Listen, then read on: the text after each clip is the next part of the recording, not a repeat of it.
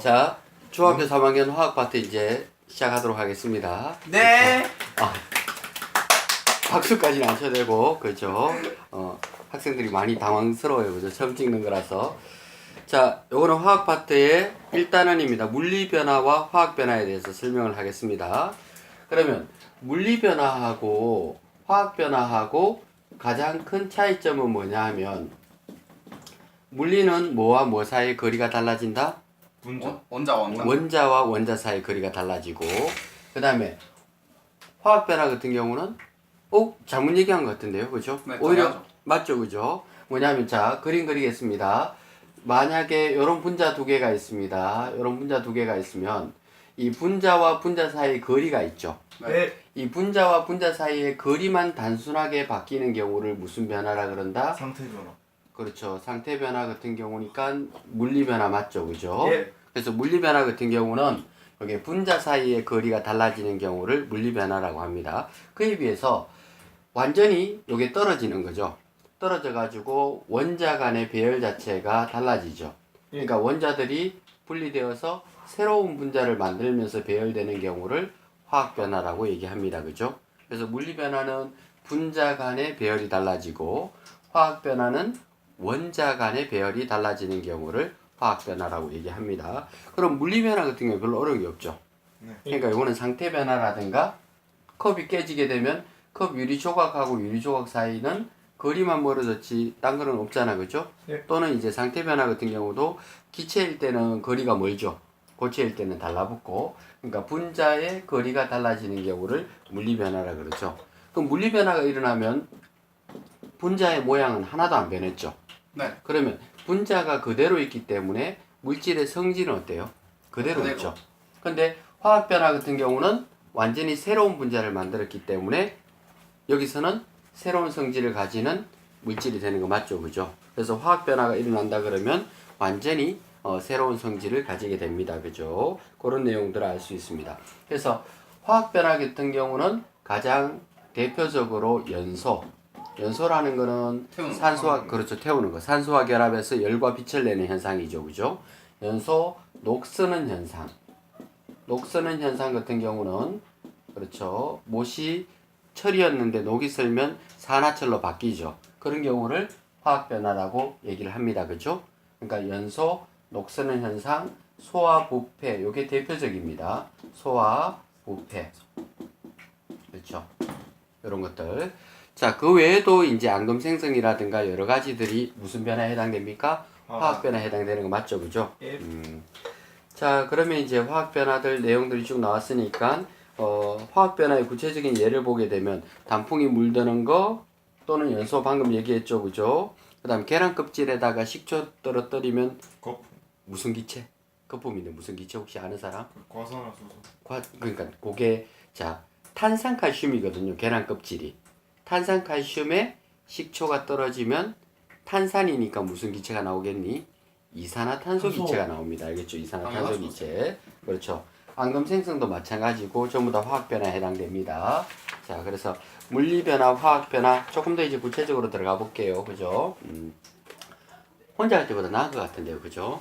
대답을 해주니까. 네. 아까 영상 찍을 때는 쌤 혼자서 아무도 없는데 횡판이 찍고 있었거든. 그래서 자, 그 다음 내용 보겠습니다. 화학 변화 종류에는 여러 가지가 있습니다. 분해도 있고 화합도 있고 치환, 여러 가지가 있거든요. 자, 그러면 거기서 첫 번째 화합.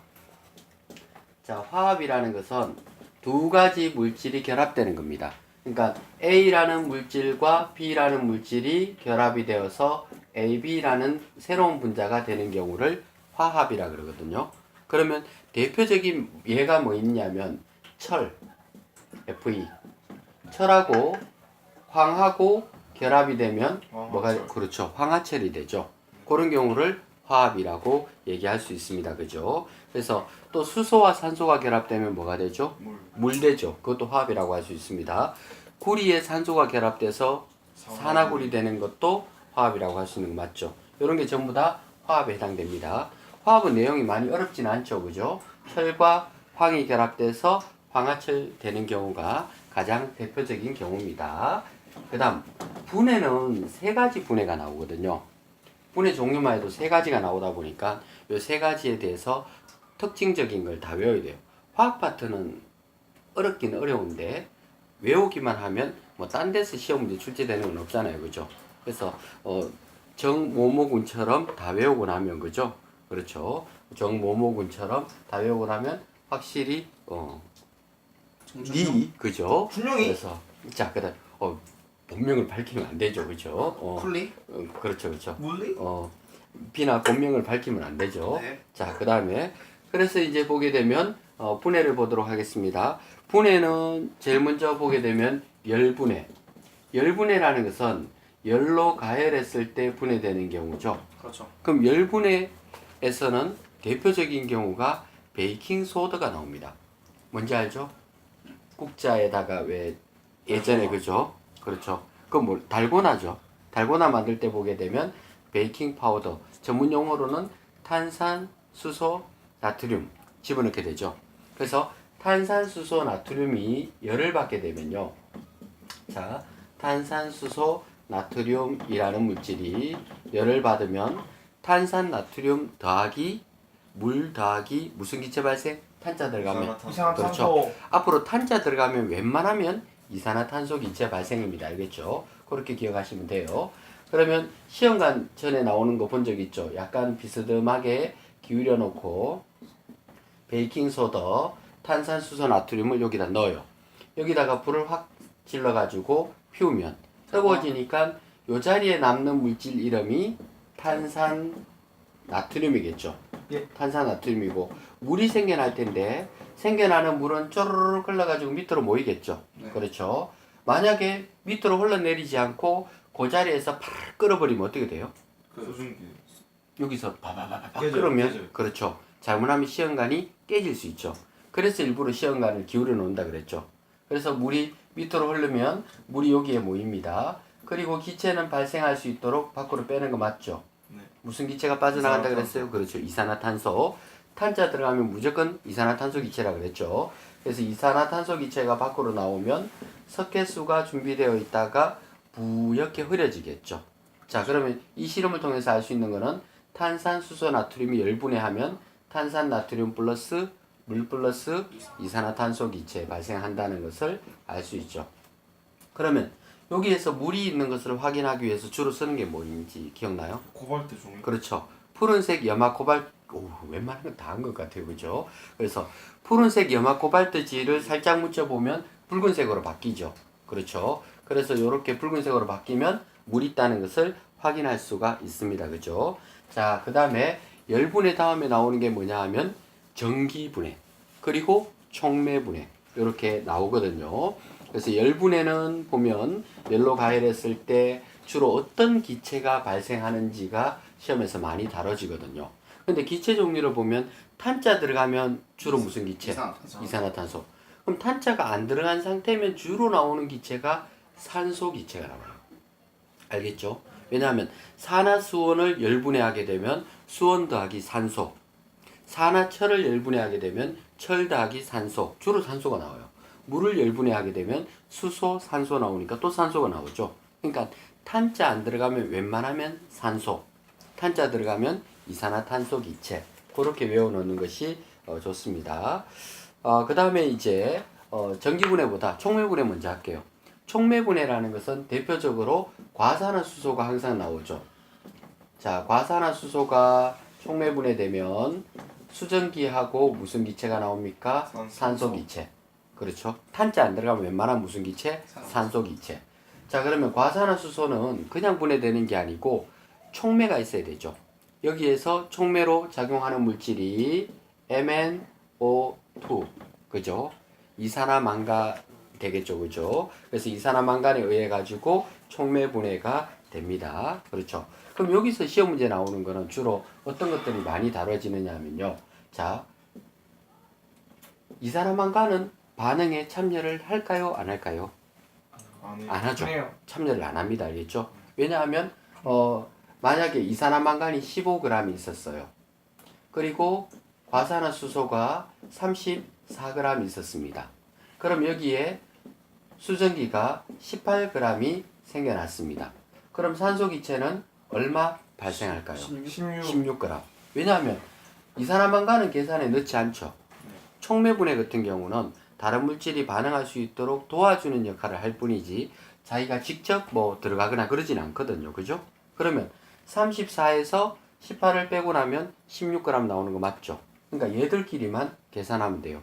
질량 보존의 법칙에 의해서 반응 전에 34g, 반응 후에도 34g이 돼야 되니까 산소 기체는 16g이 발생한다. 이렇게 볼 수 있는 거 맞죠? 그죠? 이게 바로 무슨 분해? 촉매 분해 되겠습니다. 그러니까 촉매 분해에서는 촉매는 실제 반응에 참여하는 것은 아니고 도와주는 역할만 한다라는 것만 기억하시면 되겠습니다. 그리고 하나 남았는 거는 이제 물의 전기 분해. 물의 전기 분해. 자, 열 분해 있고 촉매 분해 있고 전기 분해 있습니다. 혹시 순수한 물은 전기가 통할까요? 안 통할까요? 안 통해요. 안 통하죠. 순수한 물은 안 통합니다. 물 속에 뭔가 이온이 될 만한 물질을 집어넣어줘야 전기가 통하죠. 네. 그래서 순수한 물에다가 주로 전기가 통하라고 넣어주는 물질이 있죠. 혹시 아는 사람? 자, 묽은 황산 넣어주기도 합니다. 알겠죠? 묽은 황산 또는 수산화나트륨. 그러니까 책에 따라 수산화나트륨이나 묽은 황산들이 나오거든요. 그럼 그런 물질들을 집어넣어주게 되면 물이 전기를 통해요. 그러면 물 분자는 이렇게 생겼죠. 산소 한 개에 수소가 두 개 붙어 있잖아요. 그죠? 네. 그러면 산소 같은 경우는 무슨 극? 마이너스 극. 수소는 플러스 이온이잖아요. 그죠? 그러니까 음이온, 양이온이죠. 그러면 플러스 이온은 무슨 극에 가서 모아질까요? 마이너스 극. 그래서 수소 기체는 마이너스 극에서 모아지고 산소 기체는 플러스 극에서 모아집니다. 그렇죠? 그러면 수소 기체 두 개가 나올 동안에 산소 기체는 한 개밖에 안 나오죠. 그러다 보니까 생성되는 부피비가 2대 1 되는 거 맞죠?